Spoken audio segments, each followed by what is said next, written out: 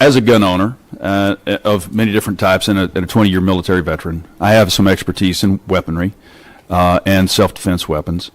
What could you, in 15 seconds, would you define an assault weapon for me? So If you go past 15 seconds, I'll just interrupt you. no, so I'll go shorter than that, because I honestly, I do think if Congress wishes to take that up, I think Congress would have to do the work, but we would be there to provide technical assistance. Unlike you, I'm not a firearms expert to the same extent as you may be, but we have people at ATF who can talk about velocity of firearms, what damage different kinds of firearms cause, so that whatever determination you chose to make would be an informed one.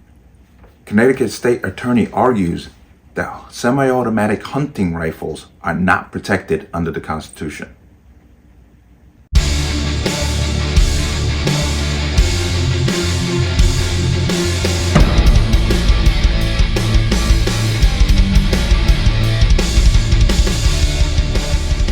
Welcome to another installment of the Connecticut Gun Bench. Today's video is brought to you by P.A.N. Firearms, LLC. P.A.N. Firearms, your NRA certification, multifaceted gun training. You can reach us at 203-300-6343 or use our website at www.panfirearmsllc.com.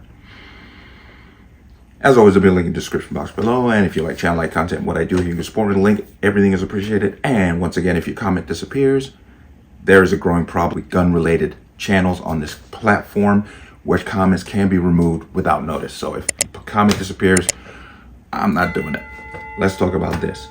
And this is an interesting article, and this person does a really good job. It's Alex Appel, the Connecticut Investigator, and he broke down the argument with the NAGR, National Association for Gun Rights, versus Lamont, when they're challenging Connecticut's 2013 assault weapons ban and act preventing gun violence and protecting children, which they invoked after the Sandy Hook incident. Their answer to what happened at Sandy Hook was to tell people who wouldn't do such a thing that they can't have something. That was their answer, which is pretty much all gun control ever does. But this was being argued in the Second Circuit at this point in time, and the attorney Joshua Perry, who's representing the state, made an interesting statement.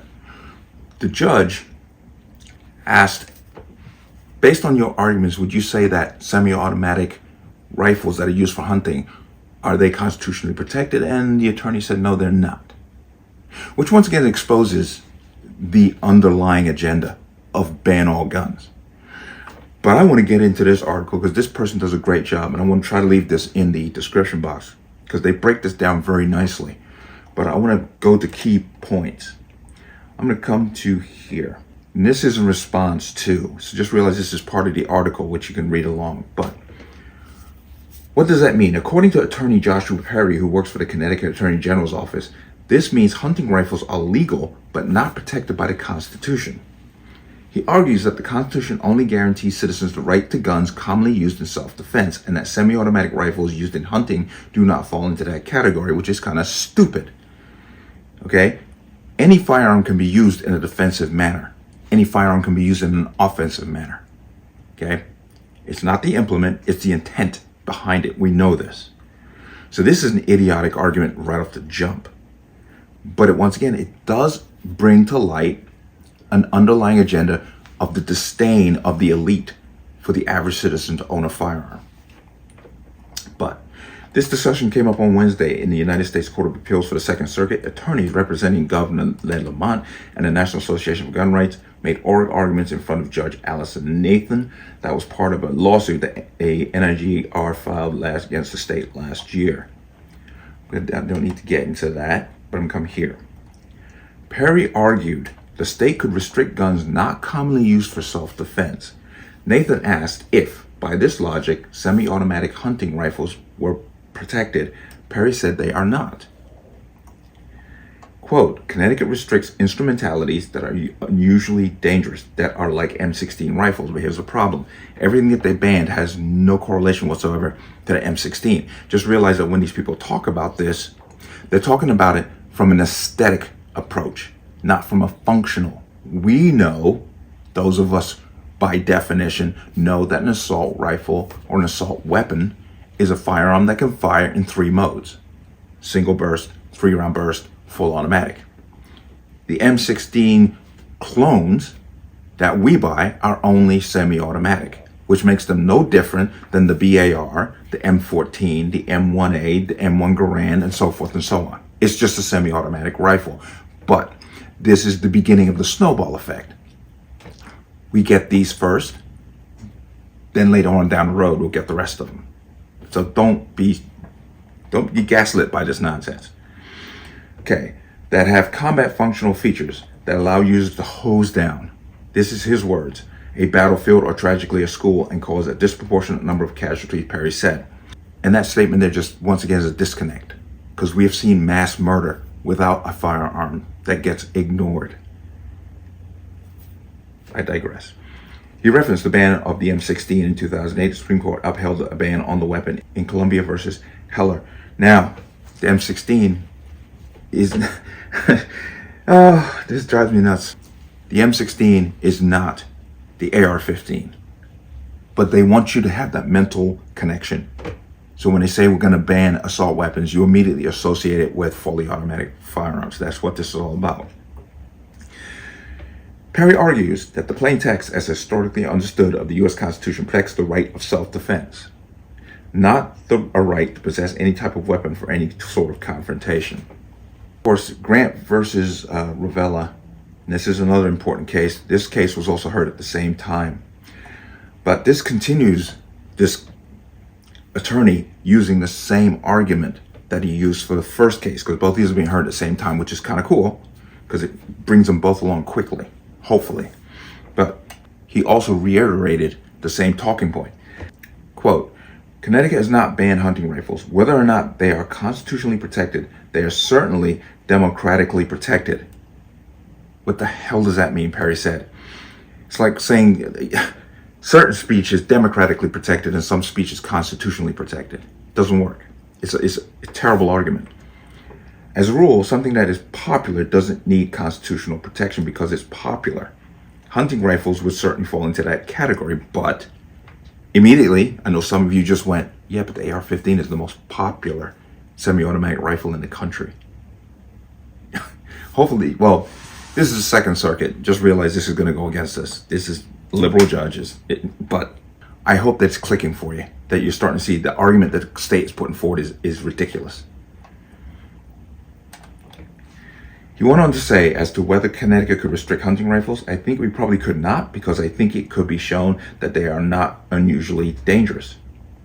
They are not disproportionately suited in the way that AR-15s are, and the record might well show that they were used and useful for self-defense. I'll be honest, we have not done that analysis, but I have no reason to think that wouldn't be true. Jesus, this guy is truly just flying. I know Mr. Grant likes to watch my videos. I'd love to hear him, because I don't know if you were at this hearing, but this dude sounds like an idiot. He's contradicting himself constantly. But, okay. The core of the matter, according to Attorney Cameron Atkinson, who argued in Grant versus Ravella, is interpreting the Supreme Court's ruling in Columbia versus Heller, which said that a weapon can be banned if it is dangerous and an unusual weapon. The trial court in this matter also accepted unusually dangerous or unusual on review, which has set up a debate over whether a gun can be banned without meeting both elements in legal terms. It's a conjunctive test or a disjunctive test. Okay, and I want to come down to here, and this is a good point here. Semi-automatic shotguns are used for hunting pheasant, waterfowl, and partridge, according to Eugene Kieslewski, the treasurer of Northwest Connecticut Rod and Gun Club, who spoke with Inside Investigator about hunting and gun ownership in Connecticut. Kieslewski, who owns a semi-automatic shotgun and hunts pheasants, believes gun regulations in Connecticut are too strict and expects them to get stricter in the immediate future. I've said that over and over again. And I don't really need to go any further, because there it is. The state is not arguing a good faith basis here. It seems to be more of an emotional tirade, because I'll leave this article in the description box. You can read it in full, but his argument is dumb. We can't ban semi-automatic hunting rifles because they're democratically protected. I'm sorry, that's just not how it works. These people ignore the four most important words in the Second Amendment: shall not be infringed. Those words don't appear anywhere else in the Bill of Rights. Nowhere. Not even in the First Amendment do they use those words. Why? Because they knew way back hundreds of years that we would have people in control and authority who were despots, who were going to be authoritarians. And they wanted to protect that right as best they can. But this argument here that hunting rifles are not protected under the Constitution is idiotic. All firearms are protected under the Constitution. All of them. Whether you like it or not, they are all protected. And anything can be unusually dangerous if you've got an idiot behind it. If you remember, I did a video just today of a Democrat Senate candidate going out shooting steel plates with an AR-15 at 6 yards, and shrapnel hit a reporter who was in the vicinity. I would say that person just made an unusual and dangerous maneuver. I digress. But this is what is happening now. Second Circuit, don't expect much from them. It's a liberal court. Don't expect this to go any further. They're going to shoot it down, and we're going to have to go to the next level. But hopefully we can get out of the Second Circuit and get it into the next venue. That's the most important part, and get one of these assault weapons bans before the Supreme Court. That's what we need to have happen. I'd like to see either one of these two go, especially Grant versus Lamont, because Grant versus Lamont also challenges the state's ban on others. If you don't remember, because remember, the state came out with a whole new set of laws to ban others and pre-bans. So I'm hoping that Grant gets it first, but either one would be great. But that's where we are. And the state, I don't know. If this was before a jury of people with critical thinking skills, they were listening to his attorney going, this guy's making no sense. None. But let me know what you think. As always, you can leave your comments in the comment section below. And as always, any statements of violence or statements that lead to violence will be removed. Please like, share, comment, subscribe. Don't forget to hit that notification bell so you're notified the next time a video goes live. I'm going to see you on the next one. Peace.